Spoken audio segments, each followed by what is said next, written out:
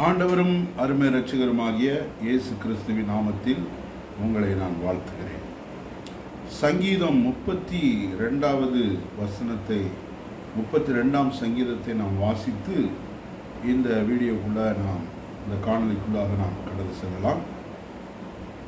மஸ்கீல் என்னும் தாவீதின் போதக சங்கீதம். எவனுடைய மீறுதல் மன்னிக்கப்பட்டதோ, எவனுடைய பாவம் மூடப்பட்டதோ அவன் பாக்கியவான்.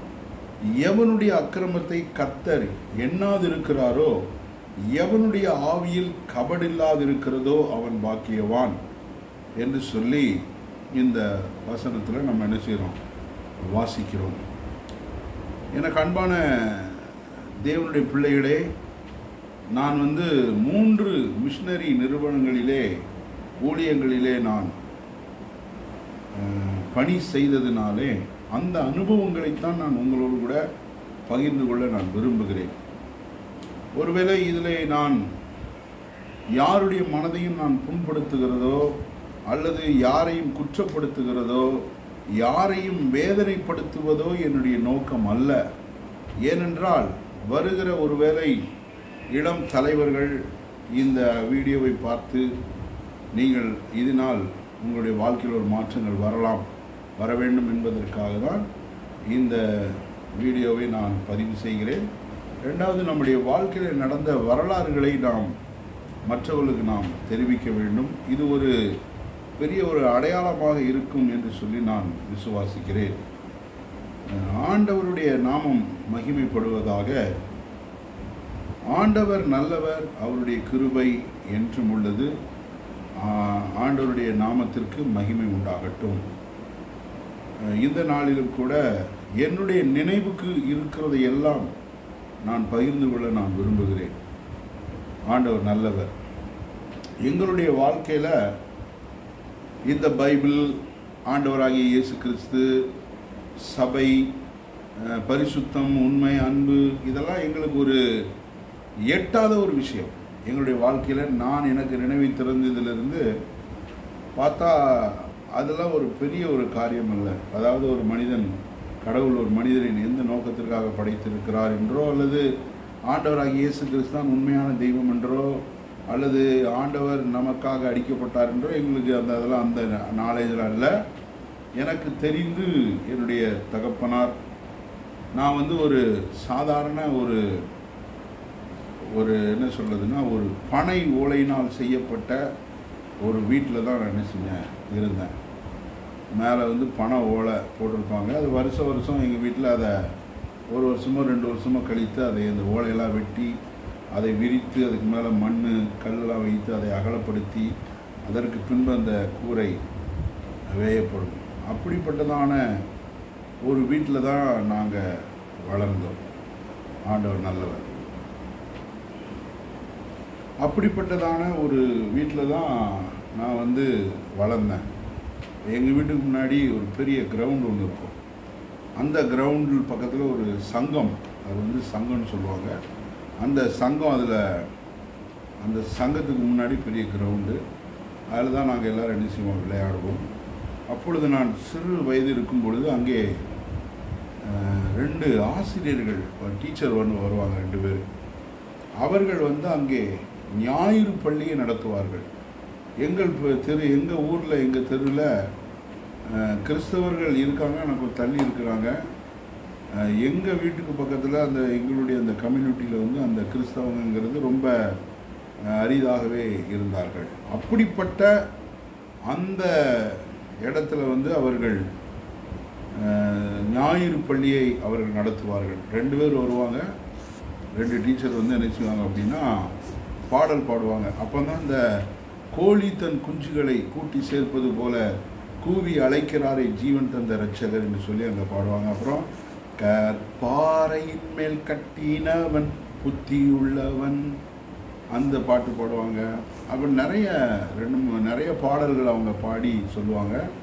அப்புறம் பைபிள் கதை, தாவீது கதை, கோலியாத்து கதை, ஆண்டவராகிய இயேசு கிறிஸ்து, இந்த கதைகள்லாம் அவங்க சொல்லி கொடுத்துட்டு அது முடிஞ்ச உடனே என்ன பண்ணுவாங்க அப்படின்னா எல்லாருக்கும் ஒரு ஆரஞ்சு மிட்டாய் கொடுப்பாங்க. இப்போ உள்ள பிள்ளைகளுக்கு அது தெரிவதற்கான வாய்ப்புகள் இல்லை. ஆனாலும் ஒரு சில இடங்களில் நம்ம அந்த ஆரஞ்சு மிட்டாய் பார்க்கலாம். அந்த ஆரஞ்சு மிட்டாய் அவங்க என்ன செய்வாங்க, ஆளுக்கு ஒன்று கொடுத்துட்டு போவாங்க. இப்படி தான் ஆண்டவராகிய இயேசு கிறிஸ்து என்னுடைய வாழ்க்கையில் அவர் அறிமுகமானார். அதனால தான் நம்ம சிறு பிள்ளைகளுடைய ஊழியங்களை நான் என்ன செய்கிறோம். காரணம் என்னென்னா, ஆண்டவர் எனக்கு அறிமுகமானது போல் அந்த பிள்ளைகளுக்கு இயேசுவை அறிமுகப்படுத்த வேண்டும் என்கிறதான ஒரு பாரத்தில் தான் இந்த சிறுவர் ஊழியத்தை குறித்து, சிறுவர்களை குறித்து, சிறுவர் ஊழியங்களை குறித்து நாம் பாரப்படுகிறதான ஒரு காரியம் என்னவென்றால் அதுதான். ஏன்னா அந்த சின்ன வயசுலேயே ஆண்டவராக இயேசு கிறிஸ்துவை நாம் அறிமுகப்படுத்தும் பொழுது அவர்கள் நிச்சயமாக ஆண்டவராக இயேசு கிறிஸ்துவை அறிந்து கொள்வதற்கு ஒரு பெரிய ஒரு வாய்ப்பாக இருக்கும் என்று நான் விசுவாசிக்கிறேன். அப்போது அந்த எங்கள் ஊரில் கிறிஸ்மஸ் நாட்களில் பெரிய மேடைகள் அமைத்து அது பெரிய கிராண்டாக அவங்க கொண்டாடுவாங்க. அதில் ஏஞ்சல் தூதர்கள் வேஷம் போட்டு அந்த இயேசுவின் பிறப்பை அப்படி அவர்கள் எங்களுக்கு காண்பித்து கொடுப்பாங்க. அப்போது எல்லாருக்கும் வசனம் சொல்லுவாங்க. ஏன்னா அந்த மேடைக்கு பக்கத்தில் தான் எங்கள் வீடு. அதனால் நானும் போய் சேர்ந்தவொடனே எங்களுக்கு அப்போ தான் சங்கீதம் 34:8 கர்த்தர் நல்லவர் என்பதை ருசித்து பாருங்கள். இதுதான் எனக்கு என்னுடைய வாழ்க்கையில் நான் சொன்னதான முதல் பைபிள் வசனம். அதுதான். அதற்காக நான் ஆண்டவரை துதிக்கிறேன். இன்றைக்கு ஆண்டவரை அன்றைக்கு ஏதோ ஒரு இதில் சொன்னது, இன்றைக்கு ஆண்டவராகிய தேவனை ருசித்த பொழுது தான் நம்முடைய வாழ்க்கை எவ்வளவு ருசி உள்ளதாக இருக்கிறது என்பதை அதனால் நான் எங்கே சண்டே ஸ்கூல் தொடர்ச்சியாக நடத்த வேண்டிய ஒரு சூழ்நிலைகள் வந்தாலும் அந்த இடத்துல போய் நம்ம இந்த வசனத்தை நான் கண்டிப்பாக எல்லா பிள்ளைகளுக்கும் சொல்லுவேன். கர்த்தர் நல்லவர் என்பதை ருசித்து பாருங்கள் அப்படின்னு சொல்லி அந்த வசனத்தை என்ன செய்வேன், சொல்லிக் கொடுப்போம். கர்த்தர் நல்லவர், அவர் நல்லவர் என்பதை ருசித்து பாருங்கள், அந்த வசனம். இதுதான் எங்களுடைய. அப்போ எங்கள் தெருவில் இருந்த நிறைய சிறு பிள்ளைகள் நாங்கள் அங்கே போவோம். தெருவில் இருக்கிற எல்லா பிள்ளைகளும் அங்கே போய் நினைச்சுவோம், அதை கலந்து கொள்வோம். ஆனால் இன்றைக்கு எங்களுடைய தெருவில் ஒரு சிலர் ஆண்டவராக இயேசு கிறிஸ்துவை ஏற்றுக்கொண்டு அவருக்கு சாட்சியாக வாழ்கிறார்கள். இதெல்லாம் அவங்க போட்ட ஒரு விதை தான். அதனால தான் சின்ன பிள்ளைங்க ஊழியம் நம்முடைய இதில் ரொம்ப ரொம்ப ரொம்ப ரொம்ப முக்கியம். சின்ன பிள்ளைங்க ஊழியத்தை நம்ம என்ன செய்யக்கூடாது, மிஸ் பண்ணக்கூடாது. நமக்கு 5 பிள்ளைகள் 10 எப்படியோ நம்ம அந்த பிள்ளைகளுக்கு ஆண்டவராகிய இயேசு கிறிஸ்துவை நாம் அறிமுகப்படுத்தி விட வேண்டும். இதுதான் எங்களுடைய அறிமுகம். அதுக்கப்புறம் அவங்க ஊரில் சில பிரச்சனைகள் அப்படி இப்படி வந்தோன்னா அப்படி அவங்க அதுக்கப்புறம் வர்றதில்லை. ஆனால் விதைத்தவன் உறங்கினாலும் விதைகள் உறங்குவதில்லைன்னு சொல்லுவாங்க.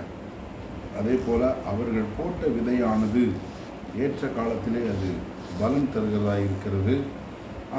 அதுக்கப்புறம் நாங்களும் அந்த சண்டே ஸ்கூலு இதுக்கெல்லாம் நாங்கள் போகிறத விட்டுட்டோம். அப்புறம் நான் ஸ்கூலில் அங்கே படிக்கும்போது கேப்ரியல் ஸ்கூல் அப்படின்னு சொல்லி ஒரு ஸ்கூலு, அந்த ஸ்கூல் வாய்க்காலுக்கு அந்த பக்கம் இருக்கும். பாலத்தை சுற்றி போனோம். ஆனால் வாய்க்காலில் அது தண்ணி இல்லாத நாட்களில் நாங்கள் அந்த வாய்க்காலில் அப்படின்னு எங்கள் தெருவுக்கு நேராக அப்படி போய் அப்படி இறங்கி ஸ்கூலுக்கு போயிடும்.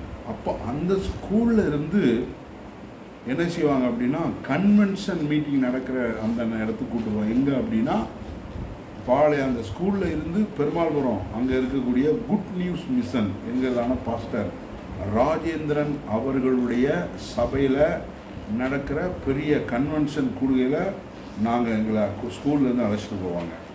அங்கே அழைச்சிட்டு போனால் அந்த கூட்டங்கள் மத்தியானம் முடிஞ்சதுக்கப்புறம் நல்ல இலை போட்டு நல்ல சாப்பாடு போடுவாங்க. ஏன்னா அன்னைக்கு இருந்ததான சூழ்நிலைகளில் அந்த சாப்பாடு பிரமாதமாக இருக்கும். இலை போட்டு கூட்டு பொரியல் சிக்கன் அதெல்லாம் வைத்து நல்ல வயிறு முட்டை சாப்பாடு போடுவாங்க. அப்போ அங்கே பாடுகிற பாடல்கள், அது மூலமாக நாங்கள் ஆண்டவருடைய அறிமுகம் கிடைச்சது.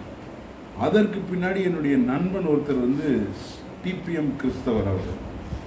அவங்க அம்மா அப்பாலாம் என்கிட்ட பேசுகிறதே பாவம்னு நினைப்பாங்க. அப்படியாப்பட்ட நிலைமையில் அவன் என்ன பண்ணுவான்னா, அந்த ஃப்ரெண்டு கன்வென்ஷன் அங்கே நடக்கும், அங்கே மாசிலாமணி நகரில் இருக்கக்கூடிய டிபிஎம் சென்டருக்கு எங்களை அழைச்சிட்டு போவோம். அங்கே போனால் நல்ல சாப்பாடு, கருப்பட்டி காப்பி, அதுக்கப்புறம் நல்ல பிரியாணி, நல்ல கறி சோறு இதெல்லாம் போடுவாங்க. அங்கே நாங்கள் என்ன செய்வோம், போயிட்டு அங்கே போய் நாங்கள் அதை மீட்டிங்கை சும்மா எல்லாம் அப்போ தான் குதிப்பாங்க அங்கே இங்கேயும். அதெல்லாம் நாங்கள் பார்க்கவே எங்களுக்கு சிரிப்பாக இருக்கும், என்னடா எப்படி கிடந்து குதிக்கிறாங்களேன்ட்டு நாங்கள் இருப்போம். ஆனாலும் அந்த கூட்டத்தில் மதியானம் கறி சோத்தை தின்னுட்டு காம்பவுண்டில் ஏறி விழுந்து நாங்கள் நினச்சிவோம் தெரு சுற்றி கிடப்போம். அங்கே இருக்கக்கூடிய பெரிய பெரிய வீடுகளில் காம்பவுண்டுக்கு வெளியில் மாதுளம்பழங்கள் காய்த்து கொத்து கொத்தாக தொங்கும், அதெல்லாம் திருடி படித்து தின்னுட்டு அப்படியே சுற்றிட்டு இருக்கோம். இது ஒரு இது. அதுக்கப்புறம் எங்கள் வீட்டு பக்கத்தில் இருக்கக்கூடிய பாபுசி கிரவுண்ட் அல்லது நேருச்சி கலையரங்கம் அப்படின்னு ஒரு பெரிய இடம் இருக்குது. அங்கே பெரிய பெரிய கன்வென்ஷனுங்க நடக்கும். பெர்க்மான் செய்யா இதை போல் பெரிய ஆட்கள்லாம் வந்து அங்கே பாட்டு பாடுவாங்க. அது மட்டும் இல்லை, எங்கள் வீட்டு பக்கத்தில் லேடிஸ் கிளப்புன்னு ஒன்று இருக்குது. அந்த கிளப்பு கூட்டத்தில் அந்த கூட்டம் நடக்கும். அங்கே பார்த்தீங்கன்னா அதில் ஒரு பாடல் தான். நான் ஒரு நாள் அங்கே போகும்போது தான் மாலை நேரத்தில் பஸ் ஸ்டாண்ட்லேருந்து அப்படியே அந்த பக்கம் போனேன். போகும்பொழுது அங்கே ஒரு பாட்டு, என்றும் ஆனந்தம் என் இயேசு தருகிறார் அப்படிங்கிற அந்த பாட்டு அப்படியே பயங்கரமான இசையோடு கூட அந்த பாட்டு அவர்கள் ஆவியிலே நிரம்பி அங்கே பாடிக்கொண்டிருக்கிறார்கள். அந்த வழியாக நான் அப்படியே கடந்து போகும் பொழுது என்னை அறியாமலே என்னுடைய ஆவி அந்த பாடலோடு இசைந்து, அதற்கப்புறம் நான் வந்து ஒரு ஸ்டெப்பு கூட வைக்க முடியாமல் அதிலே நின்னேன். அதனால தான் இன்றைக்கி அந்த என்றும் ஆனந்தம் பாட்டை பாடினேன்னா என்ற நினைவு வந்து கண்ணை மூடி அந்த பாட்டை பாடும் பொழுது என்ற நினைவுகள்லாம் நேராக அந்த கிளப்பு, அந்த மீட்டிங் நடந்த அந்த இடத்துக்கு என் இருதயம் கடந்து சென்று அந்த ஒரு ட்ரௌசரை போட்டுட்டு அந்த ஒரு இடத்துல நின்று அந்த பாடலை கேட்ட அந்த ஒரு சம்பவம் எனக்கு ஒரு பெரிய ஒரு ஆச்சரியமாக இன்றைக்கு நான் நினைப்பேன்.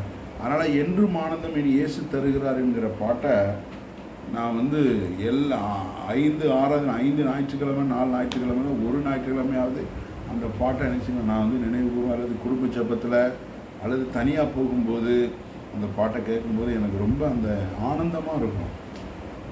இப்படித்தான் ஆண்டவராக இயேசு கிறிஸ்து எங்களுக்கு அறிமுகமானார். அது மட்டும் இல்லை, எங்கள் ஊரில் இருந்தால் எங்கள் அப்பாவுடைய நண்பருடைய சைக்கிள் கடை, அதில் சைக்கிள் எழுது கிறிஸ்து எனக்கு ஜீவன், அந்த ஒரு வசனம் அது ஒரு டச்சிங்காக இருக்கும். கிறிஸ்து எனக்கு ஜீவன் அந்த சைக்கிள் அந்த செயின் கவரில் அந்த ஒரு பெயிண்டில் எழுதியிருப்பாங்க. அதற்கப்புறம் கிறிஸ்மஸ் நாட்களில் அங்கே இருக்கக்கூடிய ஊசி கோபுரம் கோயிலுக்கு அங்கே சர்ச்சுக்கு போகிறது, அங்கே போயிட்டு விடிய அங்கங்கே ஊரெலாம் சுற்றிட்டு வர்றது. இப்படி தான் எங்களுடைய வாழ்க்கையில் ஆண்டவராக இயேசு கிறிஸ்து அறிமுகமான. ஆக்சுவலாக நான் வந்து முழுக்க சுடலை மாடன் என்கிறதான சாமி அந்த காரியத்தை, இந்த விக்கிரகத்தை வணங்கி ஆராதித்து கொண்டிருக்கிறதான ஒரு குடும்பம் தான் எங்கள் குடும்பம். எங்கள் பாட்டி சாமி ஆடுவாங்க. எங்கள் குடும்பத்தில் எல்லாம் நிறைய பேர் சாமி ஆடுவாங்க. சாமி ஆனால் அந்த திருவிழா நாட்களில் மேலே அடித்த உடனே எல்லோரும் அப்படியே ஒரு மாதிரி பயங்கரமாக இது பண்ணுவாங்க. அவங்கள எல்லாம் இப்படி இன்றைக்கும் அப்படி தான் ஒரு சூழ்நிலை இருக்கிறது. அப்படியாப்பட்ட குடும்பத்தில் எங்கள் வீட்டில் மொத்தம் 4 பேர், மூத்த அண்ணன், நான் 2வது, 2 தங்கைகள் இருந்தது. இப்படி ஒரு சின்ன ஒரு எளிய ஒரு ஏழ்மையான ஒரு குடும்பத்தில் பிறந்த என்னை ஆண்டவர் தெரிந்து கொண்டார். அதுக்கப்புறம் ஜான்ஸ் ஸ்கூலில் படித்தேன் 9th. அதுக்கப்புறம் படிக்க முடியலை, அது ஒரு சூழ்நிலைனால படிப்பு போல். அதுக்கப்புறம் எங்கள் அப்பா வந்து ஒரு நல்ல ஒரு திறமையான கட்டிட கலைஞர், கொத்தனார், நல்ல திறமையான அவரை மாதிரி ஒரு வேலையை அவர் மாதிரி செய்ய முடியாது. ஆனாலும் சில தவறான பழக்க வழக்கங்களினாலே தன்னுடைய அந்த காரியங்களில் அவர் என்ன செய்ய முடியல, சக்ஸஸ் பண்ண முடியல. ஏன்னா அந்த மாதிரி கான்ட்ராக்ட் தொழிலில், கொத்தனார் தொழிலில் ஒரு தவறான பழக்க வழக்கங்கள் நம்முடைய வாழ்க்கையில் காணப்படும் என்று சொன்னால் அந்த இதில் நம்ம வந்து சக்ஸஸ் பண்ண முடியாது. உதாரணமாக குடிப்பழக்கம் அந்த வேலை பார்க்குறவங்களுக்கு இருந்ததுன்னா எவ்வளோ தான் நீங்கள் சம்பாதித்தாலும் அதில் ஒரு நாள் என்ன செய்ய முடியாது, டெவலப் ஆகவே முடியாது. ஆனால் நல்ல வருமானம் தரக்கூடியதான ஒரு நல்ல வேலை, அந்த வேலைக்கு போக ஆரம்பித்தேன். அங்கே போயிட்டு இருக்கும்போது தான் சேரக்கூடாத நண்பர்களோடு சேர்ந்து பீடி குடிக்கிறது, சிகரெட் குடிக்கிறது, மது அருந்துகிறது, கஞ்சா பழக்கம், இது மாதிரி நிறைய கெட்ட பழக்கங்களுக்கு நான் அடிமையாக ஆரம்பித்தேன். அப்பொழுது எங்கள் தெருவில் இருந்த ஒரு குறிப்பிட்ட சில நபர்கள் ஆண்டவராக இயேசு கிறிஸ்துவை ஏற்றுக்கொண்டு அவர்கள் திருச்சபைக்கு செல்ல ஆரம்பித்தார்கள். அவங்க வந்து ட்ராக்ஸ் கொடுத்துட்டு, புக்கு கொடுத்துட்டு, இயேசு உங்களை நேசிக்கிறார், சபைக்கு வாங்கன்னு கூப்பிடுவாங்க. ஏன்னா அதுக்கப்புறம் வாலிப நாட்களில் இருக்கும்போது இந்த மாதிரி அழைப்புகள் வரும்போது அங்கே துதியின் கோட்டை சபை போர்ட்டுக்கு பக்கத்தில் இருந்தது. அங்கே போனோன்னா ஒய்கோஸ் டேஸ்ன்னு சொல்லி ஒன்று, ஒய்கோஸ் டே அப்படின்னு ஒரு ஃபங்க்ஷன் நடக்கும். அன்னைக்கு பார்த்தீங்கன்னா விழாக்கோளம் பயங்கர பந்தல்லாம் போட்டு நல்ல சாப்பாடு, கறி, பிரியாணி, முட்டை அது நிறைய வச்சுருப்பாங்க. அப்போ அதுக்கு நாங்கள் போவோம். எதுக்குன்னா ஆண்டவரை கும்பிட்றதுக்குள்ள, இயேசுவை பற்றி அறிவதற்கல்ல, சாப்பிட்றதுக்காக அந்த கூடுகைக்கு நாங்கள் போவோம். நான் நண்பர்கள்லாம் போயிட்டு அப்படியே பைக்கில் அப்படியே பந்தா பண்ணிவிட்டு அப்படியே சாப்பிட்டுட்டு நாங்கள் என்ன செய்வோம், வரக்கூடியதான ஒரு சூழ்நிலை. அதுக்கப்புறம் இதுதான் எங்களுடைய வாழ்க்கையில் நடந்த காரியங்கள். அதற்கு பின்பதாக நமக்கும் ஆண்டவராகிய இயேசு கிறிஸ்துக்கும் தொடர்பு கிடையாது. அதுக்கப்புறம் 16 வயது எனக்கு இருக்கும் பொழுது முதலாக எங்களுடைய வீட்டில் என்னுடைய சகோதரன் ஒரு வெடிகுண்டு ஒரு கேஸில் அவர் மாட்டுறாரு. அந்த வெடிகுண்டு அவர் இது பண்ண பொழுது அது வெடித்து சிதறி சரீரத்தில் பாதிப்புகள் ஏற்பட்டு, அப்போ காவல்துறை அதிகாரி யாராக இருந்தாங்கன்னா திரு ஜாங்கிட் அவர்கள் இருந்தாங்க. அவங்க தான் அந்த கேஸு ஹாஸ்பிட்டலில் இதெல்லாம் எப்படி நடந்திருக்குன்னு சொல்லி அவங்க கெஸ் பண்ணி சில விஷயங்கள் சொல்லி அந்த கேஸ் முதல்ல இது பண்ணாங்க. அதற்கு முன்பதாகவே எங்கள் தெரு ஏரியாவில் பிரபலமான ஆட்கள்லாம் பல பிரச்சனை நடக்கும். இப்போ எங்கள் ஊர் பேரை சொன்னாலே பாளையங்கோட்டை போலீஸ் ஸ்டேஷனில் கேஸ் போட்டுருவாங்க. அப்படிப்பட்டதான ஒரு சூழ்நிலை அங்கே உருவானது. ஆமாம், அப்படிப்பட்ட நிலைமைகள் இருக்கும் பொழுது இப்படி போலீஸ் வந்தது. எனக்கு நினைவு தெரிந்து 16 வயசுலேருந்து இன்றைக்கி 44 வயதாகிறது. இந்த 44 வயதில் நான் ஊரில் இல்லாதது கொஞ்சம் ஒரு 20 வருஷமாக ஊரில் இல்லை. நம்ம வெளில வந்துட்டோம் ஊழியத்திற்காக, ஆண்டவராக இயேசு கிறிஸ்துக்காக, மிஷினரி பணிகளுக்காக நம்ம வந்ததுனால இந்த போலீஸ் பிரச்சனைகள் நமக்கு இல்லை. ஆனால் அதுக்கு முன்னாடி பார்த்தீங்கன்னா எத்தனை police station, Tirunelveli town, Tenkasi, Veeravanallur, அதுக்கப்புறம் தச்சநல்லூர், பாளையங்கோட்டை, தூத்துக்குடி, திருச்செந்தூர், இப்படி இருக்கு எல்லா காவல் நிலையங்களுக்கும் போலீஸ் பிடிச்சிட்டு போவாங்க. விசா கேட்டால் அங்கே வெட்டினது, இங்கே வெடிகுண்டு வெடித்தது, இங்கே காதை வெட்டினது, இங்கே மண்டையை வெட்டினது, இங்கே திருநாட்டு சவனு, அப்படி இப்படின்னு பயங்கரமான ஒரு சூழ்நிலைக்குள்ளே வளர்ந்து இருந்தோம். அப்போந்தான் எங்கள் ஊர் பக்கத்தில் இருக்கக்கூடிய ரயில்வே கேட்டு பக்கத்தில் இருக்கக்கூடிய பஸ்ஸில் எவனோ ஏதோ பண்ணிட்டான்.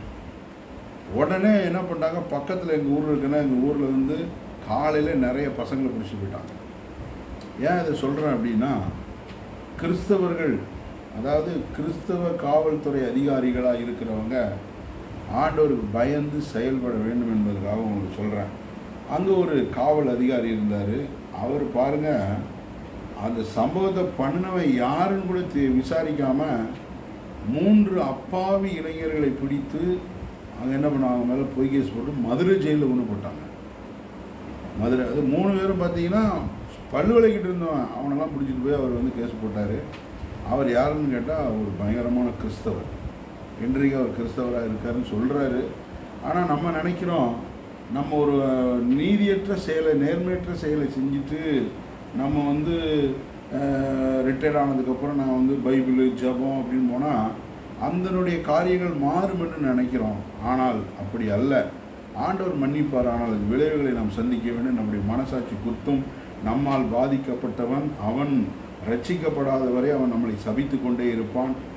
திக்கற்றவர்களுக்கும் விதவைகளுக்கும் ஆண்டவராக இருக்கிறார். அதற்கு நிச்சயமாக ஆண்டவர் பதில் செய்வார்.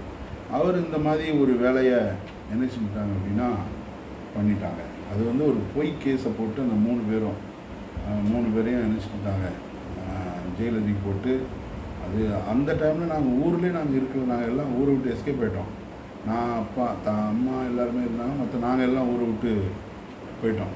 அதுக்கப்புறம் பாருங்கள், ஒரே கோர்ட்டு கேஸு, ஜெயிலில் போய் மனு போடுறது, பார்க்குறது, வைக்கிறது, இப்படியே வருமானங்கள் காரியங்களும் அப்படியே பயங்கரமாக ஒரு சூழ்நிலையில் போயிடுச்சு.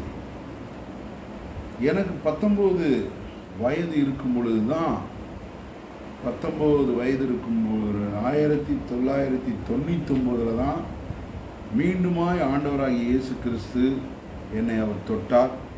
புதியன்கோட்டையில் இருக்கக்கூடிய சபைக்கு நான் கடந்து போனேன். அங்கே இருக்கக்கூடிய ஒரு தாயார் எனக்கு ரட்சிப்பின் ஜெபத்தை செய்தார்கள். நானும் ஜெபித்தேன். ஆண்டவர் அன்றையிலிருந்து என்னை ஆண்டவர் தொட ஆரம்பித்தார். அதற்கு பின்பு TWR, அது அந்த ரேடியோ என்னென்னா, அப்போ ஒரு எங்கள் வீட்டில் கரண்ட் கிடையாது. அப்போது அங்கே ரேடியோ பேட்டரி இருக்கும், அதில் பேட்ரி கட்ட போடணும். பெரிய குண்டு எவரடி பேட்டரி வாங்கிட்டு வந்து 4 கட்டையை போட்டு கரெக்டாக அதை டியூன் பண்ணி வச்சிங்கன்னா விடிய காலத்தில் அந்த டிடபிள்யூஆர் பைபிள் ஸ்டடி அந்த குரல் இன்றும் என்னுடைய காதுகளை துடிக்கிறது. அந்த டிடபிள்யூஆர் பைபிள் ஸ்டடி அதில் போடுவாங்க. அதை கேட்பேன். கேட்டுட்டு குளிச்சுட்டு பைபிள்லாம் எடுத்துகிட்டு பவுடர்லாம் போட்டு நேராக பஸ் ஸ்டாண்டில் போய் நிற்பேன். புதியங்கோட்டையிலேருந்து வேன் வரும் 5 மணிக்கு. அந்த வேனில் ஏறினா கோர்ட்டுக்கு ஏற்ற இருக்கக்கூடிய சபை கொண்டு போவாங்க. அங்கே ப்ரேயர் 7 மணி வரைக்கும் நடக்கும். நல்லா முடிஞ்சவொன்னே ஒரு கருப்பட்டி காப்பி, கருப்பட்டி டீ, பால் இருக்காது, கருப்பட்டினால் செய்யப்பட்டதான ஒரு டீ சூடாக கொடுப்பாங்க. குடிச்சிட்டு 7 மணிக்கு அதே வேனில் வீட்டுக்கு வந்துடுவேன். சில நேரங்களில் நான் என்னுடைய சைக்கிளில் நான் என்ன செஞ்சிருவேன், நேராக அப்படியே வந்து அண்ணா நகர் வழியாக உள்ளே புகுந்து அந்த காட்டு வழியாக வந்தால் நேராக அப்படியே அந்த சர்ச்சுக்கு போயிடுவேன். அப்படி நான் அநேக நேரங்களில் போயிருக்கிறேன். அப்படியே கொஞ்சம் கொஞ்சமாக என்னுடைய வாழ்க்கையில் ஆண்டவர் கிரியை செய்ய ஆரம்பித்தார். அங்கே சபைக்கு கொஞ்ச நாள் போக ஆரம்பித்தேன். அந்த நாட்களில் என்னுடைய நண்பர்கள்லாம் கிண்டல் பண்ணுவாங்க, நீ ஏதோ ஒரு நோக்கத்துக்காக நீ போகிற அப்படின்ட்டு. ஆனாலும் கூட எனக்கு அதில் மேலே ஒரு பிரியம் இருந்ததுனால நான் செஞ்சேன், போனேன். அதுக்கப்புறம்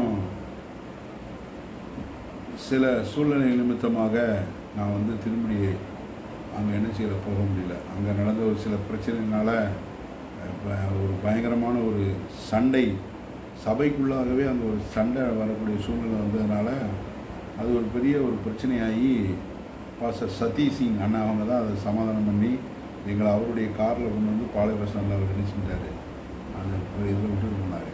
அப்படி ஒரு இருந்து அதுக்கப்புறம் நான் இனிமேல் சபைக்கு போகலை அப்படிங்கிற ஒரு முடிவு. அந்த நாட்களில் நிறைய பாஸ்டர் ரத்னபால் ஐயா அவங்க வந்து நிறைய பிரசங்கம் பண்ணுவாங்க. அதில் நிறைய வசனங்கள் சொல்லுவாங்க. அது நிறைய பயங்கரமாக ஒரு பிரசங்கம் பண்ணுவார். அவரை போல் ஒரு பிரசங்கி யாருகளை நம்ம பார்க்க முடியாது. அப்படியே பேசுனாங்கன்னா மணிக்கணக்காக அப்படியே நான் ஸ்டாப்பாக பேசுவாங்க. வசனம் அப்படியே அருவி போல் அப்படியே வந்து கொட்டும். அப்படி ஒரு பிரசங்கத்தினால பயங்கரமாக பிரசங்கம் பண்ணுவாங்க. இன்றைக்கி அவருடைய பிரசங்கத்தை கேட்டால் கண்ணை எமைக்காமல் பார்க்கக்கூடிய அளவில் அவருடைய பிரசங்கங்கள் இருக்கும். இப்போ ஒரு 75 வயதுக்கு மேலே ஆகிவிட்டது. இப்போவுமே சிங்கமாதி கர்ச்சிக்கிறாருன்னா 1999 2000 பார்த்தீங்கன்னா அப்படியே வாலிபர் என்ன வாலிபர், எங்களை விட 10 மடங்கு ஆக்டிவாக அப்படி இருப்பாங்க, அப்படி உற்சாகமாக. அப்படி அவங்க இப்போ அந்த சபையில் தான் நம்ம ஆண்டவரை முழுமையாக அறிந்து கொண்டோம், இயேசு கிறிஸ்துவை. ஆக நிறைய பைபிள்ஸ் நடக்கும். அந்த ஒய்கேபி ஹென்றி அப்படின்னு ஒரு ஐயா வருவாங்க. அவங்க வந்து நெகேமியா புஸ்தகத்தை குறித்து 7 நாளாக 10 நாளாக நடத்துனாங்க. அந்த நாட்கள் முழுவதுமாக நான் போய் குறிப்பிடுத்த டைரி இன்றைக்கி நான் வச்சுருக்கிறேன். அதை எடுத்து பார்த்தோன்னா அந்த சன்பொல்லாத்து, தொபியா, அந்த அலங்கம், அதை கட்டுறது, அந்த வாசல், இந்த வாசல், நிறைய விஷயங்கள். அப்போ கொஞ்சம் கொஞ்சமாக அந்த வேதம் உள்ளே போக ஆரம்பித்தது. அதற்கு பின்பு இதுக்கு இடையில் என்னென்னா குடி, அடி, சண்டை, பிரச்சனை, நண்பர்களோடு சேர்ந்து கொண்டு இப்படிலாம் பல துன்மார்க்கமான காரியங்களில் நான் ஈடுபட்டுட்டு இருந்தேன். ஒரு பக்கம் ஆண்டவருடைய அன்பு, ஒரு பக்கம் நல்லவனாக ஆகணும், திருந்தணும்னு நினச்சா கூட சூழ்நிலைகள் அப்படி இல்லாதபடிக்கு ஒரு காரியங்கள் என்னுடைய வாழ்க்கையில் நடந்தது. வெள்ளிக்கிழமை சனிக்கிழமை வரைக்கும் சாராயம் குடிச்சுக்கிட்டு ஞாயிற்றுக்கிழமை சபைக்கு போயிடுறது. அப்புறம் தீர்மானம் சபையில் போய் ஆண்டவரே அழுறது, ஆண்டவரே நான் இப்படி பாவம் செய்துட்டேனப்பா, என்ன பண்ணுறது அப்படின்னு சொல்லி தெரியாமல் இப்படி இருக்குது. அப்புறம் தீர்மானம், இனிமேல் குடிக்கக்கூடாது, சீரட்டு குடிக்கக்கூடாது, பீடி குடிக்கக்கூடாது, தண்ணி அடிக்கக்கூடாது, நண்பரோடு சேரக்கூடாதுன்னு சொல்லி ஒரு 3 நாள் வைராக்கியமாக இருக்கிறது. ஆனால் அதற்கு பின்பு திரும்பியும் அந்த காரியங்கள். அவர் சபையிலையும் என்னை பார்க்கலாம், சாராய கடையிலையும் என்னை பார்க்கலாம், சண்டையிலையும் பார்க்கலாம். இப்படிப்பட்டதான ஒரு வாழ்க்கை. 2002 எங்கள் நண்பனுக்காக போய் ஒரு தகராறு சண்டை நடந்தது. அந்த சண்டையின் விளைவாக 2003 வருஷத்தில் பிப்ரவரி மாதம் 15ஆம் தேதி இரவில் ஒரு 9 மணிக்கு நாங்கள் வாய்க்காலில் நானும் அந்தோனின்னு ஒருத்தர் மீன் பிடிச்சிட்டு இருக்கும்போது என் மேலே வெடிகுண்டு, நாட்டு வெடிகுண்டுகளை வீசி என்னை வெட்டி நான் செத்துட்டேன்னு சொல்லி போட்டு போயிட்டாங்க. அப்போது போலீஸ் வந்து ஆட்டோவில் ஏற்றி திருநெல்வேலி மருத்துவமனையில் கொண்டு சேர்த்தாங்க. அங்கே டாக்டர் சொன்னதான காரியம் என்னென்னா, அரை மணி நேரத்தில் மரித்து விடுவார்கள்.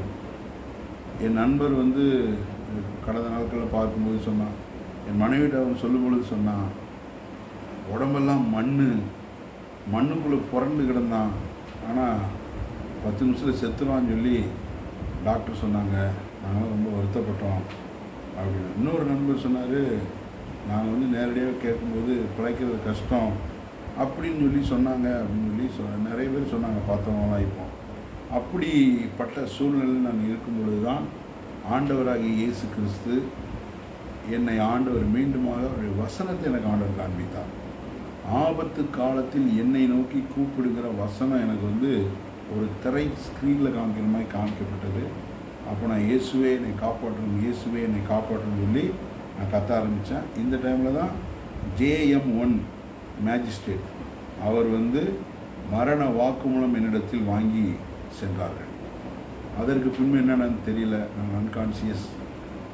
அதுக்கப்புறம் ஒரு 20-25 நாளுக்கு அப்புறம் ஐசியூவில் இருந்து அதுக்கப்புறம் பார்த்தா 2 கைகளும் செயலிழந்த ஒரு சூழ்நிலை. நடக்க முடியாது, கொஞ்ச தூரம் நடந்தால் நானே கீழே விழுந்துருவேன். அப்படிப்பட்டதான உடம்புல சரீரத்தில் அநேக பாதிப்புகள் உண்டானது. மண்டையில் அடிபட்டு கையில் இருக்கிற எல்லா நரம்புகளும் வெட்டில் கட்டாயிடுச்சு. அதனால் பிளாஸ்டிக் சர்ஜரி பண்ணணும்னு சொன்னாங்க. 2 கைகளிலும் பிளாஸ்டிக் சர்ஜரி செய்தோம். ஆனாலும் கூட 2ம் செயல்படவில்லை. ஆண்டவராகிய இயேசு கிறிஸ்துவுக்குள் 2005 ஆண்டவர் என்னை மீண்டுமாக தொட்டார். பாஸ்டர் ராஜன் எட்வர்ட் அவருடைய சபைக்கு நான் கடந்து போனேன். அது ஒரு பெரிய ஒரு சாட்சி. கேப்ரியல் பாஸ்டர் அவங்க வந்து எங்கள் தெருவில் குடியிருந்தாங்க. அவர்களுடைய பிள்ளைகள் வந்து என் தங்கச்சி வேலை பார்த்த ஸ்கூலில் படிக்கிறாங்க. இவங்க தான் கிளாஸ் டீச்சர். அதனால் அந்த பிள்ளைங்க எங்கள் தங்கச்சியை பார்க்க வரும்பொழுது பாஸ்டர் வருவாங்க. அப்போ என்னிடத்தில் ஒரு நாள் பேசும் பொழுது நான் சொன்னேன், இப்படிலாம் இருந்தேன் அப்படின்ட்டு. அப்படி இருக்கும் பொழுது தான் அவர் சொன்னார், நீங்கள் இப்படி ஏன் ரவுடி பயமாக சுற்றிட்டு இருக்கீங்க? ஆண்டவர் உங்களை எவ்வளவா நேசிக்கிறார் என்பதை நீங்கள் புரிந்து கொள்ளலையே. இதற்காக இப்படி நீங்கள் உலகத்துக்காக இப்படி சம்பாதிக்கணும், அநியாயமாக சம்பாதிக்க வேண்டும் என்று எது வேண்டாலும் நான் செய்வேன் நீங்கள் சொல்கிறீங்களே, அது தவறான காரியம் அல்லவா, அது பாவம் அல்லவா என்று சொல்லி அவர் சொல்ல ஆரம்பித்தார். அப்போ நான் சொன்னேன், சரி பாஸ்டர், நான் கண்டிப்பாக சபைக்கு வர்றேன் அப்படின்னார். அப்போ அவர் சொன்னார், இந்த ஞாயிற்றுக்கிழமை காலையில் நான் உங்களை அழைத்து கொண்டு போகிறேன் என்று சொல்லி அவர் கடந்து போனார். இப்போ ஞாயிற்றுக்கிழமை வந்தது, நான் அவர் வர்றதுக்குள்ளே நம்ம வெளியில் போகிறோன்னு சொல்லி நான் கரெக்டாக வெளில வந்து எங்கள் வீட்டு கேட்டை திறக்கிறேன். அவர் கரெக்டாக வந்து எங்கள் வாசலே நிற்கிறார். பிரதர் ஏறுங்க அப்படின்னார். என்னால் ஒன்றுமே சொல்ல முடியல. அப்படியே வண்டியில் ஏறினேன். நேராக இன்ஜினியரிங் காலேஜ் பக்கத்தில் இருக்கக்கூடிய ராஜன் எட்வர்டைய சபைக்கு கூப்பிட்டு போனாங்க. அங்கே போய் கிறிஸ்துவின் சேனை அங்கே போய் ஞாயிற்றுக்கிழமை ஆராதனையில் ஆண்டவர் என்னோடு கூட இடைப்பட்டார். நீ இன்னைக்கு கர்த்தர் தெய்வமானால் கர்த்தரை நீ பின்பற்று, பாகால் தெய்வமானால் பாகாலை பின்பற்று என்று ஒரு ஆணித்தரமான ஒரு பிரசங்கம் அங்கே வந்தது. அந்த பிரசங்கத்தை கேட்ட உடனே என்னுடைய மனது கண்ணாடி உடைவது போல உடைந்து விட்டது. இந்த சம்பவங்களுக்கு இடையில் என்ன நடக்குன்னா, நான் ஆஸ்பத்திரியிலேருந்து வீட்டுக்கு வந்தோடனே கொஞ்சம் நடமாட ஆரம்பித்தோடனே அப்போ வந்து சூரியன் எஃப்எம், அப்போ வந்து ஒரு பேனா மாதிரி இந்த கண்ணாடி வைக்கிற சின்ன டப்பா மாதிரி இருக்கும், அதில் எஃப்எம் இருக்கும், அதில் ஒரு ஹெட்ஃபோன் இருக்கும். அந்த எஃப்எம் வந்து படு பிரபலம்.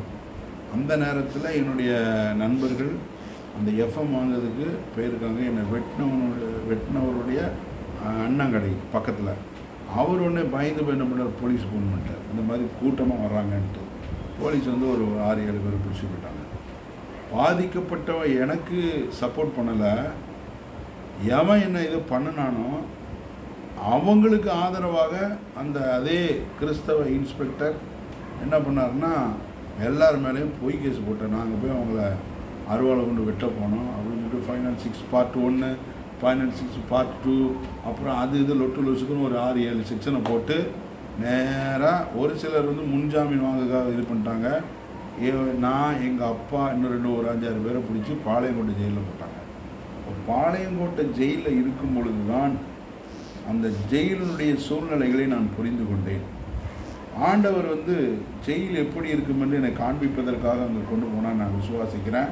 அங்கே பாருங்கள், என் கையிலலாம் அடிபட்டிருந்தனால என்னை வந்து ஹாஸ்பிட்டல் பக்கம் வச்சுருந்தாங்க. ஹாஸ்பிட்டல் பக்கம் நான் இருக்கும் பொழுது அங்கே ஒரு கிறிஸ்தவ மருத்துவர் வருவார், லாரன்ஸ் அப்படின்னு சொல்லிட்டு ஒரு டாக்டர். அப்போ அங்கே நான் இருக்கும் பொழுது, அந்த ஹாஸ்பிட்டல் இதில் இருக்கும் பொழுது, அங்கே ஒருத்தர் ரொம்ப சுகவீனமாக ரொம்ப இருமல் சரினா உறைந்த நிலைமையில் அங்கே வந்திருந்தார். அப்போ அவர் வந்து ஒரு கொலை வழக்கில் ஆயுள் தண்டனை பெற்றதான ஒரு கைதி. அப்போ அவர் என்ன சொன்னார்னா, எனக்கு தம்பி இப்படிதான் இதை இன்னைக்கு நான் அந்த வார்த்தைகளை, ஏனென்றால் ஆண்டவர் அந்த மகனுக்குள் கிரியை செய்து எனக்கு அறிவுரை அந்த மகன் மூலமாக ஆண்டவர் சொன்னார். அப்போ அவர் சொன்னார், தம்பி, வாலிப நாட்களில் உன்னை போல தான் நானும் ஆத்திரப்பட்டு அவசரப்பட்டு இப்படி ஒரு சம்பவம் நடந்தது. இன்றைக்கு 10 வருடங்களுக்கு மேலாக நான் இந்த ஆயுதனை அனுபவித்து கொண்டிருக்கிறேன். சிறை வாழ்க்கை என்பது மிகவும் கொடுமையான காரியம். அதனால் உனக்கு நடந்துடுச்சு, அவங்களை நீ மன்னித்து விட்டு நீ ஒரு நல்ல வாழ்க்கை வாழப்பான்னு சொல்லி அவர் எனக்கு புத்தி சொன்னார். நானும் ஒன்று சரி அப்படின்னு கேட்டுக்கிட்டேன். அப்போ அங்கே ஏதோ ஒரு ஃபங்க்ஷன், ஒரு கிறிஸ்தவ பண்டிகை நாட்கள் நினைக்கிறேன், ஈஸ்டரோ ஏதோ ஒன்று. அப்போ அங்கே இருக்கக்கூடிய ஒரு சின்ன சாப்பல் உள்ளே இருக்குது. அந்த சாப்பலுக்கு நாங்கள் போனோம். அங்கே யாருன்னா, அங்கே ஒரு பாதிரியார் இருந்தார். அவர் மருமகளை கொன்றதான வழக்கில் ஆயுள் தண்டனை பெற்று பைபாஸ் பண்ணி அங்கே இருந்ததான ஒரு டாக்டர், ஒரு பாதிரியார். இப்போ அவர் அங்கே கூப்பிட்டு போனார். நாங்கள் எல்லாம் அப்படி போனோம். அங்கே பார்த்தா நிறைய ஆச்சரியம். நிறைய ஆயுள் தண்டனை கைதிகள், கொலை செய்தவர்கள், கொடுமையான குற்றங்களை செய்த அநேகர் அந்த சபைகளுக்கு வருவதை நான் பார்த்தேன். அன்னைக்கு அந்த ப்ரேயரில் நான் அட்டன் பண்ணிவிட்டு நைட்டு தூங்கும்போது ஆண்டவர் எனக்கு ஒரு சொப்பனத்தை ஆண்டவர் காண்பித்தார். அந்த சொப்பனத்தில் நான் இந்த கொலை என்னை வெட்டினவர்களை பழிக்கு பழி வாங்கி விட்டு உள்ளே ஜெயிலில் வந்துட்டேன்.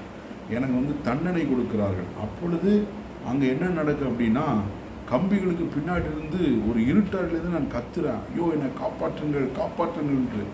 அப்படியே அந்த ஸ்லைடு மாறி ஒரு அழகான ஒரு இடத்துல ஒரு பெரிய பூஞ்சோலை, பரலோகம் போல இருக்கிறது. அந்த பூஞ்சோலையில் நான், மனைவி, ஒரு ஆண் குழந்தை, ஒரு பெண் குழந்தை, இப்படி 4 பேரும் அதிலே ஆண்டவரை மகிமைப்படுத்தி கொண்டு போகிறதான ஒரு ஸ்லைடு. இது அப்படியே மறைந்து விட்டது. என்ன சொல்ற யோசித்தேன், நம்முடைய வாழ்க்கை இப்படி போதா அப்படி போதா அப்படின்னு சொல்லி ஒரு குழப்பத்துக்குள்ள அப்புறம் ஜாமீன் எடுத்து வெளியில் பழிக்கு பழி வாங்க வேண்டும் என்கிறதான எண்ணம், பணமில்லாத சூழ்நிலை, குடும்ப நிலைமைகள், இப்படி பல விதத்தினால் அழுத்தப்பட்ட என்னை, இப்படிப்பட்ட நிலைமையில் போராடி கொண்டிருந்த என்னை தான் அந்த பாஸ்டர் அவர்கள் ஞாயிற்றுக்கிழமை சபைக்கு அழைத்து கொண்டு போகிறார். சபையில் ஆண்டவர் பேசுகிறார். அந்த வார்த்தைக்கு அர்ப்பணிக்கிறேன். ஆண்டவரே, நீர் என்னை என்ன செய்ய போகிறீர், நான் இப்படிப்பட்ட நிலைமையில் இருக்கிறேனே என்று சொல்லி இருக்கிற நேரத்தில் தான் ஆண்டவர், பிரச்சனைகள் அதிகமானது, ஊரில் இருக்க முடியாத ஒரு சூழ்நிலையில் தான் நான் இருந்த பணத்தை எடுத்துக்கொண்டு புது பஸ் ஸ்டாண்டுக்கு வர்றேன். அங்கே கோயம்புத்தூர் பஸ் இருக்குது, சென்னை பஸ் இருக்குது. ஆனால் கோயம்புத்தூர் போவதுக்கான பணம் தான் என்கிட்ட இருக்குது. நேராக உள்ளத்தில் ஒரு குரல், நீ கோயம்புத்தூர் பஸ்ஸில் ஏறு அப்படின்ட்டு. கோயம்புத்தூர் பஸ்ஸில் ஏறினேன். அங்கே போய் விரிஞ்சு பார்த்தா ஒரு அப்படி ஜன்னலை தூக்கிட்டு இப்படி கண்ணை திறந்து பார்க்குறேன், டேனியல் பைபிள் சென்டர் அப்படின்னு ஒரு கடை காமிக்குது. ஒரு கடை அங்கே இருக்குது. அதுக்கப்புறம் பஸ்ஸு காந்திபுரத்தில் நிப்பாட்டோன்னே இறங்கிட்டு, யாரையுமே இங்கே தெரியாது. 20 ரூபா மிச்சம் இருக்குது. ஒரு சாப்பாடு 2005 19 ரூபா. சிக்கன் குழம்பு, மீன் குழம்பு, மட்டன் குழம்பு, சாம்பார், ரசம், மோர், 3 கூட்டு, வாழை இலை, இதெல்லாம் போட்ட சாப்பாடு 19 ரூபா, அன்லிமிட்டெட். மதியானம் இறங்கின உடனே அங்கனுக்குள்ளே அப்படியே பயிர் பசியில் சுற்றி இருந்தேன். மத்தியானம் போய் ஒரு இடத்துல நல்லா சாப்பிட்டுட்டு உட்காந்துருந்தேன். கொஞ்சம் நேரம் ஆக ஆக ஆக எனக்குள்ள பயம், என்ன பண்ண போகிறேன்னு தெரியல. அப்பந்தான் ஒரு சத்தம், பஸ்ஸில் ஏறுன்னு சொன்ன அதே சத்தம், அந்த பைபிள் கடைக்கு போய் ஒரு சபையினுடைய அட்ரஸை கேளு அப்படின்னு சொல்லிட்டு அந்த சத்தம் சொன்னது. உடனே நானும் கீழ்ப்படிந்து நேராக போய் அங்கே பைபிள் போனேன். அங்கே அந்த பைபிள் சென்டர் ஓனர் இருந்தால், அவர் கொஞ்சம் கண்ணு தெரியாது, நாசரேத் பக்கத்தில் உள்ளவர். அவர் ஒன்று என்ன பண்ணார், 7C பஸ்ஸில் ஏறி இந்த ஸ்டாப்பில் இறங்கி அங்கே போனீங்கன்னா ஒரு அண்டர் கிரவுண்டில் ஒரு சர்ச் இருக்கு, நீங்கள் போங்கன்றார். மணி 7. நான் ஒன்று என்ன பண்ணேன், நேராக ஏறி அந்த பஸ்ஸில் ஏறி அதே சொன்ன இடத்துல இறங்கி அந்த இடத்துக்கு போகிறேன். அந்த சபைக்குள்ளே ஒரு வசனம் இருக்குது, ஈதோ திறந்த வாசலை உனக்கு முன்பாக வைத்திருக்கிறேன்னு அங்கே ஒரு வசனம் அங்கே பெரிய ஸ்டேஜில் எழுதியிருக்கு. பார்க்க ஒரு பாஸ்டர் உட்காந்துருக்காங்க. போனேன், அவர் ஐயா வாங்க அப்படின்னா. உடனே அவர் சொன்னார், என்ன தம்பி நீங்கள் யாருன்னு கேட்டார். என்னுடைய வாழ்க்கை நடந்த எல்லாத்தையும் சொன்னேன். அப்போ நான் நினச்சேன் ஒரு 100-200 கொடுத்து போயிட்டு வாங்கன்னு சொல்லி அனுப்பிடுவார் அப்படின்னு நினச்சேன். ஆனால் அவர் சொன்னார், இங்கே தங்குங்க, காலையில் வரன்னு சொல்லிட்டு போயிட்டாங்க. அல்லேலூயா.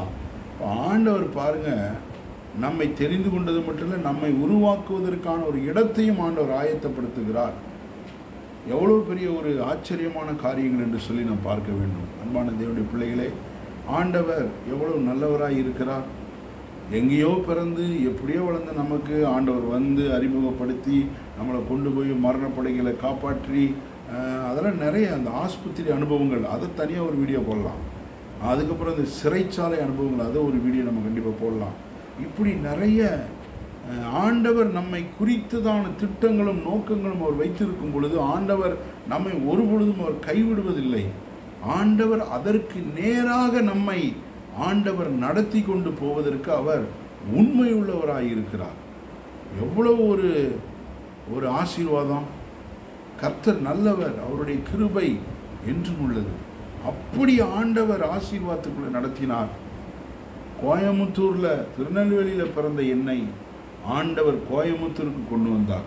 எதற்காக கொண்டு வந்தார் என்பதை குறித்து நாம் அடுத்த வீடியோவில் நாம் சந்திக்கலாம்.